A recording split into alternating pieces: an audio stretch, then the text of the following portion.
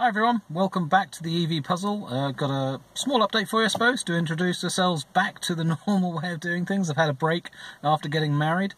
The poor old Fiesta threw a wobbly just before we went to get married.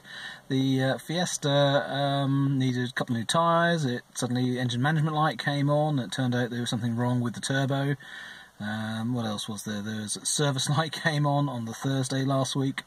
And basically, although we needed the car desperately, it let us down. So I think it knew that I'm about to trade it in. So we're probably a bill of about £1,000 or so to fix the Fiesta so it's ready to go. I'm a little bit disappointed. It's my bad luck, I suppose, in timing.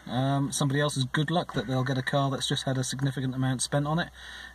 Bit of a shame, but that's 5 years of ownership and first real maintenance I've had on the car, so I can't complain too much, I suppose.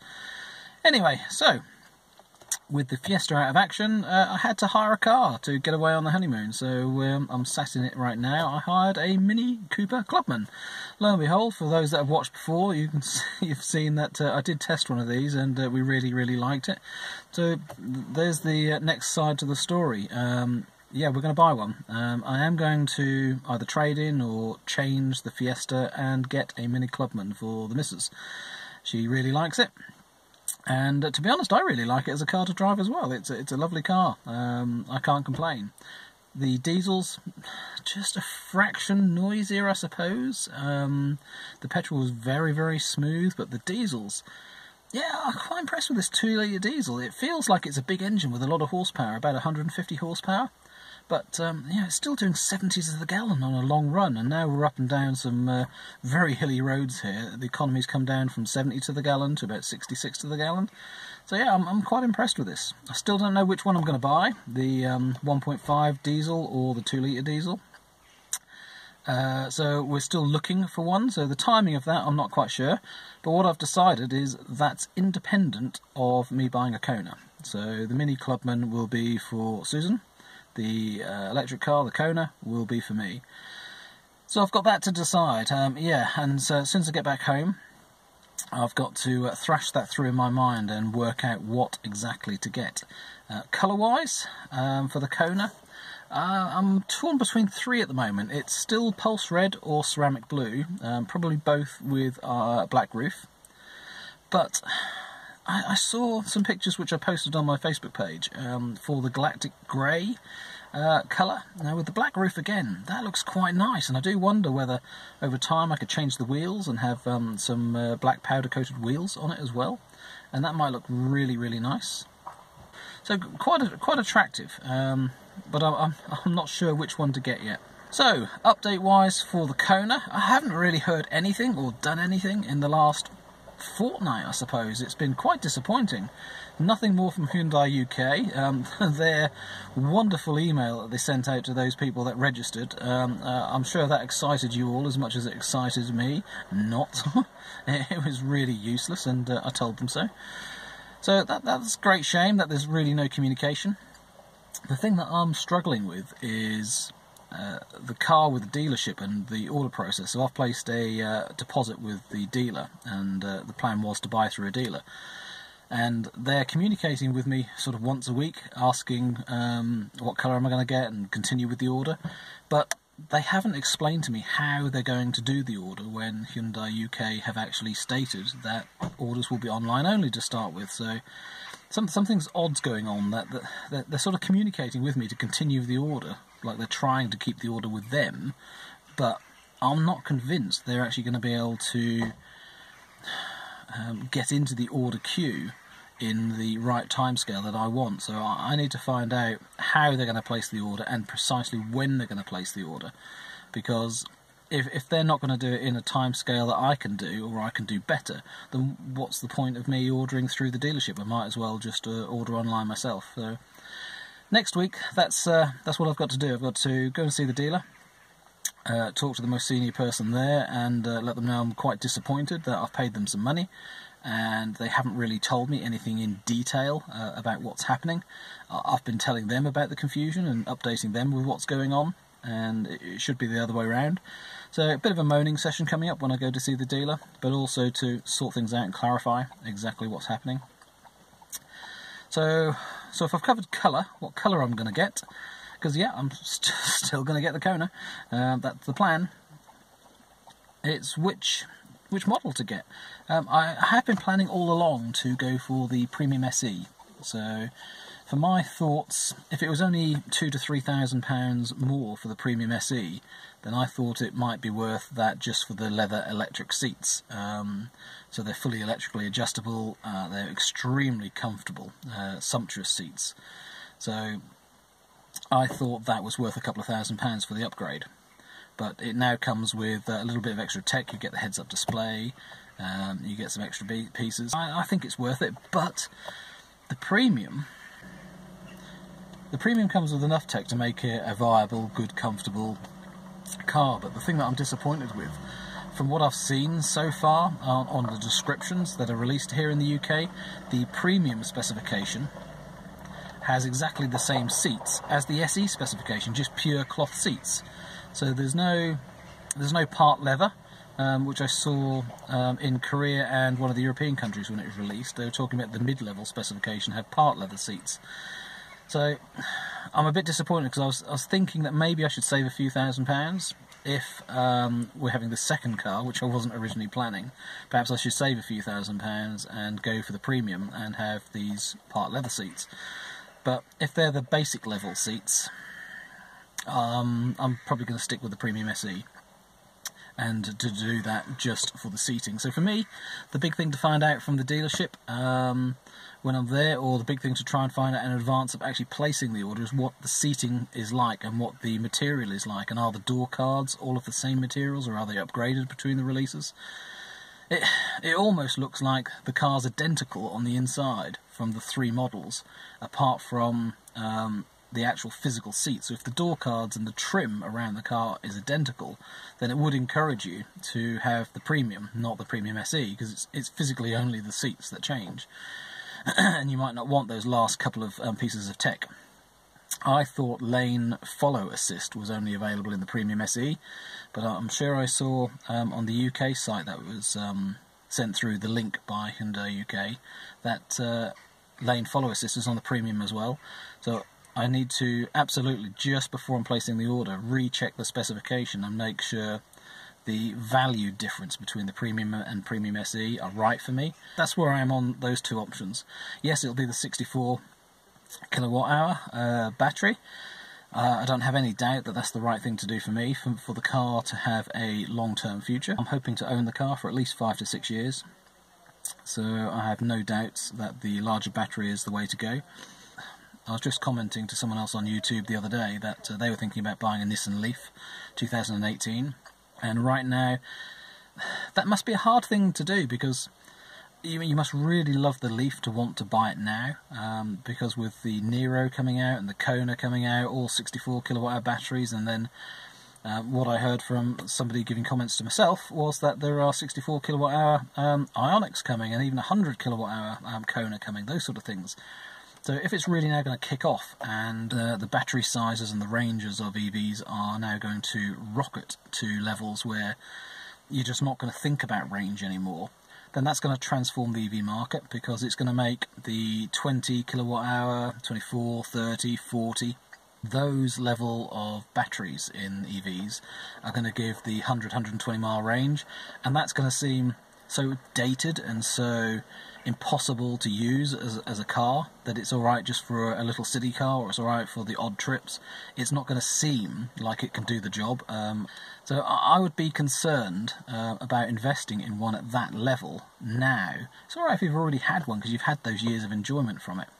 And yes, they won't be as desirable in the future, but you know, they're still desirable now.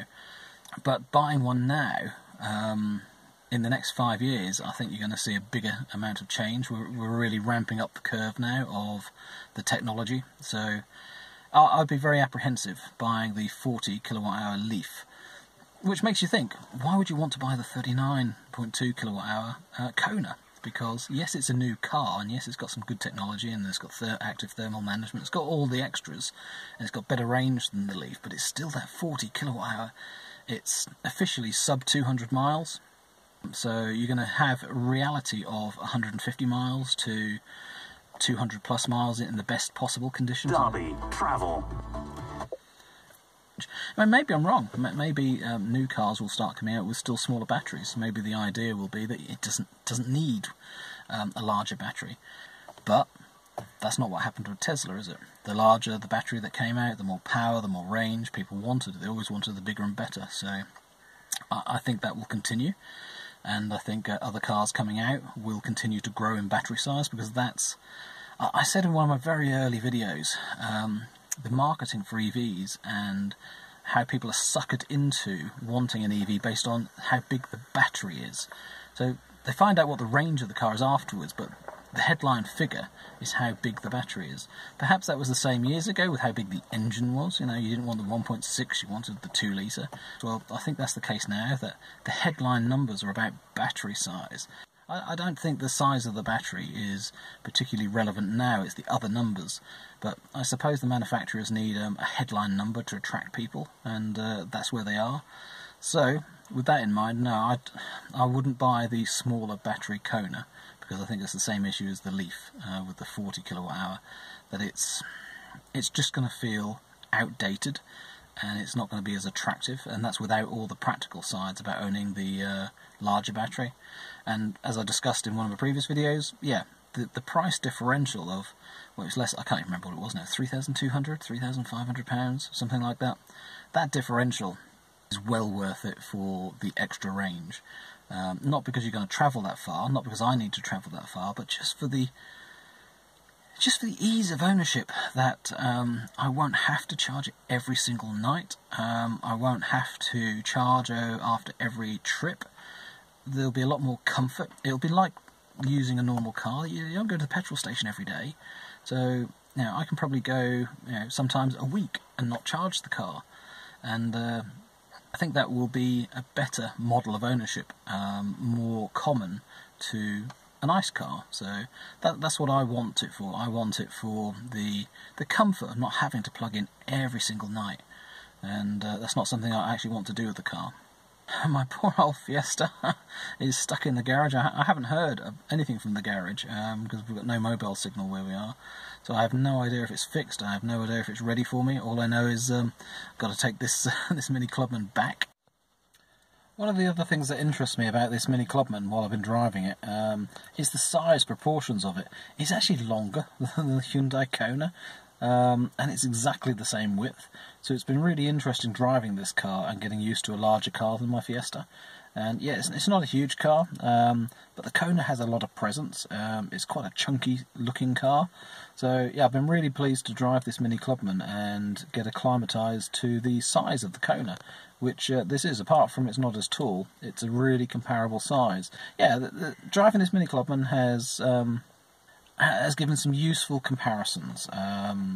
I know it doesn't really make any sense that some diesel Mini is nothing like a Kona EV, but for the preparation of actually changing from what I've got, then it really has. This has got more performance, it's a bigger size, you've got the engine braking, which is stronger on this bigger engine diesel. Everything's pointing towards all the attributes that I'm going to get with the Kona Electric, but even more. And that's the big thing for me. So this is a step up from my Fiesta diesel, but I'm viewing the Kona Electric as a step up from this as well, the Mini Clubman. It's going to be even more comfortable, it's going to be even better from an economy point of view, it's going to be even better from a performance point of view, and it's going to be even better from the engine braking. That's the really big one for me. Driving this Mini, going down hills, I've been thinking constantly, I wish I had the electric car already, because it's actually hard. When you're on a 1 in 5, somewhere between a 1 in 5 and a 1 in 10 descent, then third gear doesn't hold it. Second gear doesn't really hold it either. Just about on a 1 in 10 hill, second gear in this Mini, it can hold it without using the brakes. But with the electric car, I would imagine on the best regen, and that's all you do, you just keep increasing the regen levels until it held, and that'd be fantastic. And to see the energy go up at the same time is absolutely brilliant. You wouldn't want to use the brake lights at all. I was noticing that with some of the drivers around. that they were constantly using brakes going downhill. So they obviously weren't putting the car into a low enough gear to hold it on the gears. Maybe some people don't like hearing the engine rev a bit more and scream a bit more. Maybe they're automatics and they're apprehensive of actually switching the gearbox from drive down to the lower gear. So I'm not sure what the reason is, but it seems as though most people drive ICE cars going down steep declines you on the brakes all the time, which in an electric car is so much better. You wouldn't be having to use the brakes. The regen will be strong enough, in my mind, to hold the car going down a 1 in 10. 1 in 5?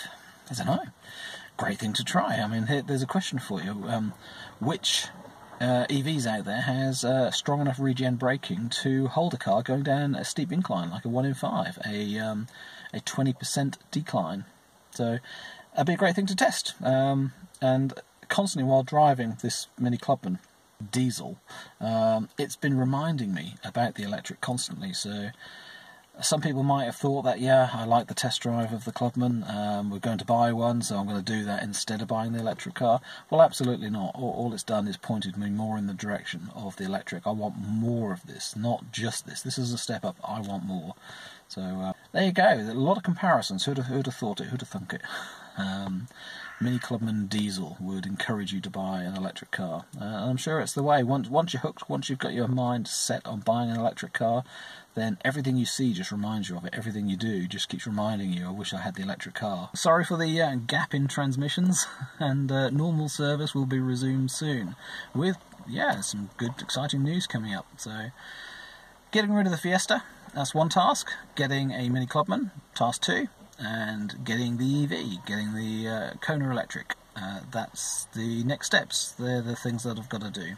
Thanks for watching, everyone, and really appreciate it for all those that have subscribed. If you haven't, don't forget to subscribe. The icon will be around here somewhere, and look forward to seeing you again. Take care for now. Bye.